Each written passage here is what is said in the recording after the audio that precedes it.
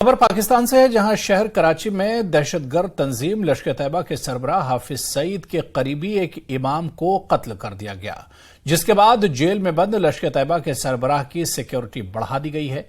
जिस इमाम का कत्ल किया गया है वो लश्कर तैयबा में ट्रेनिंग का काम करता था और इस कत्ल के बाद हाफिज सईद को कत्ल का खौफ सताने लगा है। देखिए रिपोर्ट।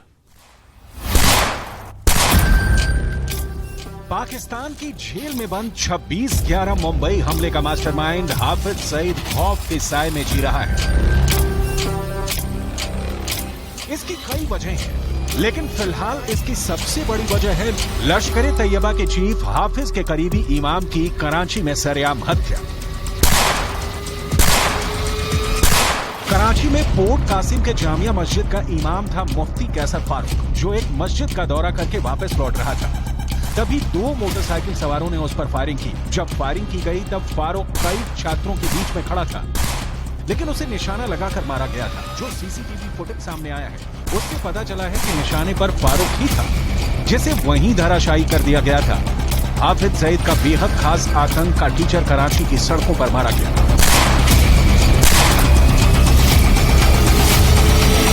इस हत्याकांड ने पाकिस्तान में सनसनी फैला दी है। हाफिज सईद की सुरक्षा में पाकिस्तान की खुफिया एजेंसियां अलर्ट हो गई हैं। जेल में बंद हाफिज सईद की सुरक्षा में कई गुना इजाफा कर दिया गया है। सूत्र बताते हैं कि हाफिज सईद पर जानलेवा हमला हो सकता है, इसलिए उसके सेल के बाहर 24 घंटे कड़ी निगरानी रखी जा रही है। हाफिज सईद के डरने की वजह यह है कि जब से वो जेल गया है लश्कर तैयबा में वर्चस्व की जंग शुरू हो गई है। यही वजह है कि हाफिज सईद के करीबियों को एक एक करके निशाना बनाया जा रहा है। उसी कड़ी में आतंकी ट्रेनिंग देने वाले कराची के जामा मस्जिद के इमाम मुफ्ती कैसर फारूक को कराची में शार्प शूटर्स ने अपना निशाना बनाया और मौत के घाट उतार दिया। हाफिज सईद इसलिए भी डरा हुआ है क्योंकि इससे पहले भी उसे मारने की कोशिश हो चुकी है।